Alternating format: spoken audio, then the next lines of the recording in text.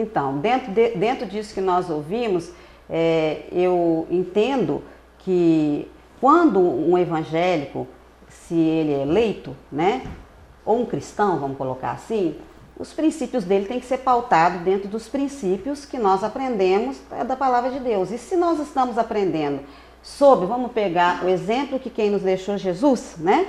Se nós estamos aprendendo, nós então temos que trabalhar aquilo ali. E se nós trabalhamos, se nós trabalhamos para o evangélico, nós estamos trabalhando também para toda uma sociedade, porque se é algo bom, porque Jesus vai pregar algo bom, então é bom para todos, né? Então isso é importante. Os cristãos, evangélicos, católicos, todos nós temos essa consciência, né? Até mesmo essa questão de desmistificar também a questão de vereador de bairro. Eu fui eleito pelo bairro tal, eu fui eleito pelo bairro tal, e achar que só tem que trabalhar por aquele bairro, né? E nós, na verdade, nós fazemos muitas das vezes dessa situação os nossos currais eleitorais. Não dizendo que os evangélicos não devam votar no evangélico, que não, cada um tem que escolher o seu voto, mas eu estou falando em termos de governo, a consciência que um governante tem que ter quando ele está diante de um cargo político, né? Eu gostaria de ouvir mais um pouco do senhor sobre isso, porque isso é uma questão que se levanta muito dentro da sociedade. Eu, como trabalho com jovens, juventude universitária, né? Então é uma questão muito debatida e às vezes cria até uma resistência de falar, eu tenho uma bancada e eu não faço parte dessa bancada porque eu não sou evangélico. Quer dizer, você levantou só para governar os evangélicos. Eu estou tocando muito mais nos evangélicos aqui porque o senhor é evangélico. Raquel, quando nós pensamos na questão política, pensamos no todo. Se cada segmento, né, elege o seu representante para defender apenas o seu segmento, o todo ele vai ficar esquecido. Entendo o seguinte, né? Sou evangélico como pastor, não preciso necessariamente de uma bancada para me defender enquanto evangélico, porque eu tenho a palavra de Deus, eu tenho o Deus da palavra, eu tenho uma consciência de igreja, consciência bíblica, social, espiritual, política. Tenho que viver sempre isso, então não preciso de uma defesa. Agora, eu tenho uma sociedade que ela tem as suas questões, as suas necessidades, e os representantes dessa sociedade devem trabalhar o todo. O todo é que vai nos permitir caminhar de uma maneira segura, tranquila e abençoada por Deus. Porque se vivemos um momento delicado como nação, é porque a fatia tem sido, infelizmente, a palavra de ordem. Cada um está pegando o pedaço da sua pizza. Mas o todo como nação, o todo como Estado, o todo como cidade. Isso tem que ser olhado com urgência. Então, nós, seres humanos, que temos definições religiosas ou não, temos um papel fundamental para com a nossa nação, para com o nosso Estado, a cidade, na nossa contribuição dentro dessa ideia feliz de Deus, que é o ser humano ser um ser político. Agora, para a gente encerrar o nosso programa, a pergunta que eu tenho para o senhor, a igreja tem consciência? Agora eu vou perguntar à igreja evangélica, porque eu estou falando com o pastor evangélico. A igreja evangélica tem consciência do papel dela na política? Ela tem tido essa consciência ou ela está começando a despertar para essa consciência agora? O que o senhor tem a falar sobre isso?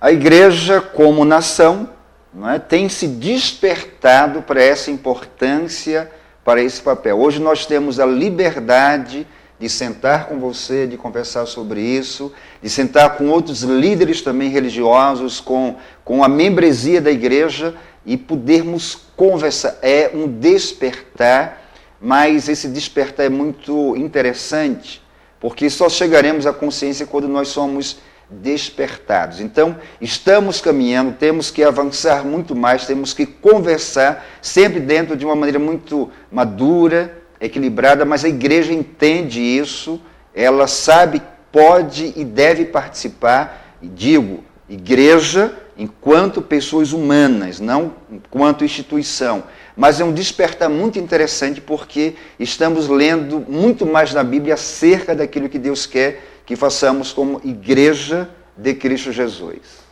Qual o recado que o senhor deixaria hoje para essa nova geração que eu acredito que vai se levantar, essa nova geração de políticos? Para essa nova geração, para esses jovens, né, adolescentes evangélicos, qual o recado que o senhor deixaria para eles hoje em relação à igreja e à política? Faça diferença no mundo. Marque a história com a sua vida. Deus dá dons e talentos, Deus nos deu a vida, como também nos dá a salvação em Jesus. A maior política de Deus é a política da salvação, porque o que muda o homem é o que vem de dentro para fora. Então, Deus está falando no seu coração, está te levantando como um ser político agora, dentro de uma ideia de se envolver ainda mais. Faça tudo com 3 coisas: com excelência, na dependência de Deus e para a glória dele. Deus sempre vai levantar homens e mulheres para que façam diferença no mundo. E eu ainda complementaria a sua palavra. Eu diria para vocês que tem um filho jovem, né? Que sejam como Daniel. Esteja no meio deles, mas não seja como um deles. Faça a diferença, como o pastor Dona Onésio falou. Porque nós não somos como a multidão. Aqueles que querem realmente fazer a diferença, eles vão fazer a diferença no meio da multidão. Porque esses sim vão construir verdadeiros valores. Pastor, faça as suas considerações finais, deixando um recado aí para os nossos ouvintes, né? Para que nós possamos fechar esse programa com chave de ouro aqui agora. Diz a Bíblia que feliz é a nação cujo Deus é o Senhor.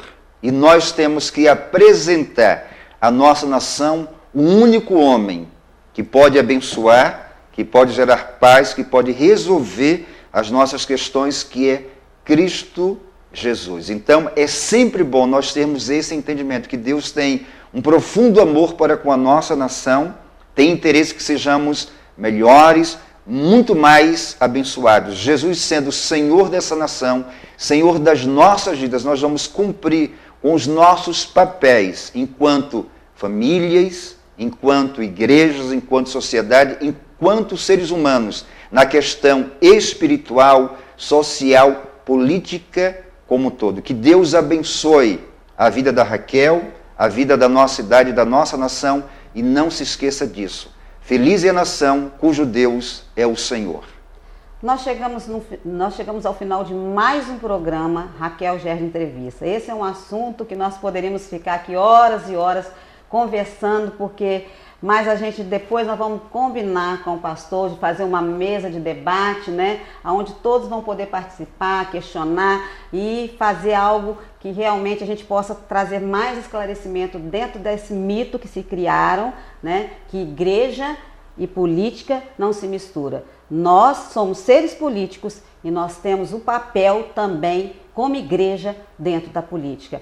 E eu quero dizer mais uma coisa para vocês. A fé sem obras, ela é morta.